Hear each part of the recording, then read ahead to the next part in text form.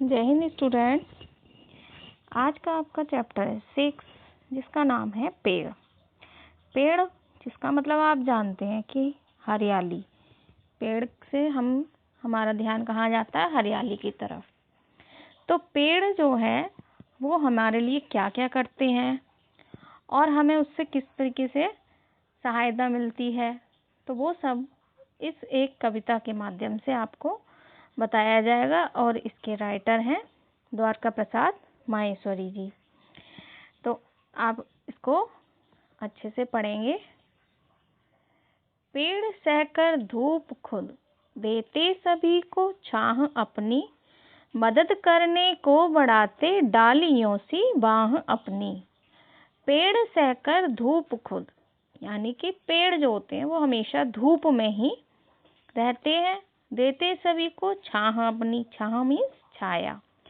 वो हमेशा सभी को क्या देते हैं? छाया देते हैं। आपने देखा होगा कि रास्ते में जो पेड़ लगे होते हैं बड़े बड़े, जिससे कि काफ़ी घनी छाया हो जाती है, यानी कि काफ़ी बहुत से बड़े एरिया में छाया हो जाती है।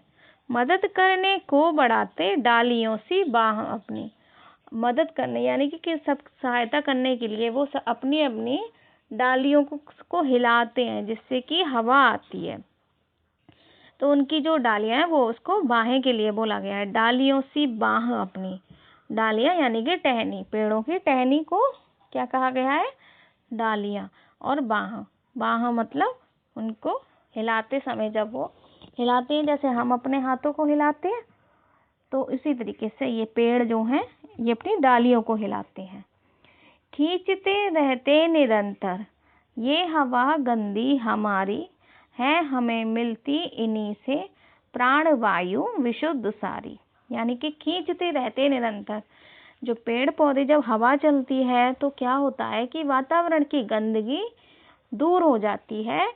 वो हमेशा गंदगी चारों तरफ की जो है, स्मेल हो या जो भी कूड़ा हो कोई भी, तो वो क्या करते हैं? दूर कर देते हैं। जब हवा के साथ में सारा पॉल्यूशन दूर हो जाता है, प्रदूषण जिसको बोलते हैं, और हमें क्या मिलती है? विशुद्ध माने शुद्ध, यानी कि साफ।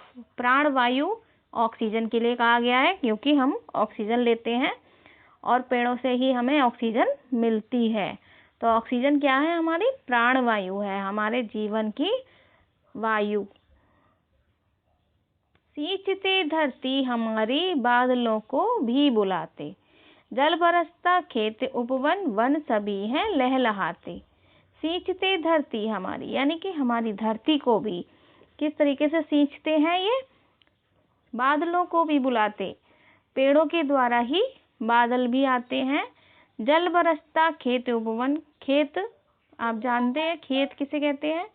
तो खेतों में जो है वो पानी बरसता है जब बादल आते हैं। तो उपवन यानी कि बगीचे, वन सभी हैं लहलहाते, और जंगल में भी पानी बरसता है तो क्या होता है? वहाँ के पेड़ पौधे भी लहलहाने लगते हैं, लहराने लगते हैं। जाएं उनको काटते ही तो मिलेगी छाह कैसी, मदद करने को बढ़ेगी डालियों की बाह कैसे। जाएं उनको, अगर हम उनको काटते ही जाएंगे तो हमें छाया कैसे मिलेगी? मदद करने को बढ़ेगी डालियों की बाह कैसी। और हमें अगर हम पेड़ काट देंगे तो हमें उनकी जो डालियों की बाहें यानी कि हवा है, तो वो हमें कैसे मिल जाएगी अगर हम पेड़ों को काटते जाएंगे। और लेंगे सांस फिर भी तो प्राणवायु कहाँ मिलेगी। प्राणवायु नहीं मिली तो जिंदगी कैसे चलेगी। और लेंगे सांस फिर भी हम सांस तो लेंगे, लेकिन हमें वो प्राणवायु जो पेड़ों से हमें मिलती है वो कहाँ से मिल जाएगी। प्राणवायु नहीं मिली तो जिंदगी कैसे चलेगी। और अगर हमें वही प्राणवायु जो हमारे लिए जरूरी है वो ही नहीं मिली तो हम जिंदा कैसे रहेंगे, हमारी जिंदगी कैसे बचेगी। तो आपको यहाँ पर क्या बताया गया है कि पेड़ों की हमें रक्षा करनी चाहिए और पेड़ों को नहीं काटना चाहिए। हमेशा पेड़ों की देखभाल करनी चाहिए, क्योंकि पेड़ों से ही हमें क्या मिल रहा है? शुद्ध वायु मिल रही है, प्रदूषण दूर हो रहा है, और हमारे जो खेत हैं, जंगल हैं, वन हैं, बगीचे हैं, उन सबको भी पेड़ों से ही पानी की प्राप्ति होती है, या उसके द्वारा ही सबका जीवन चल रहा है।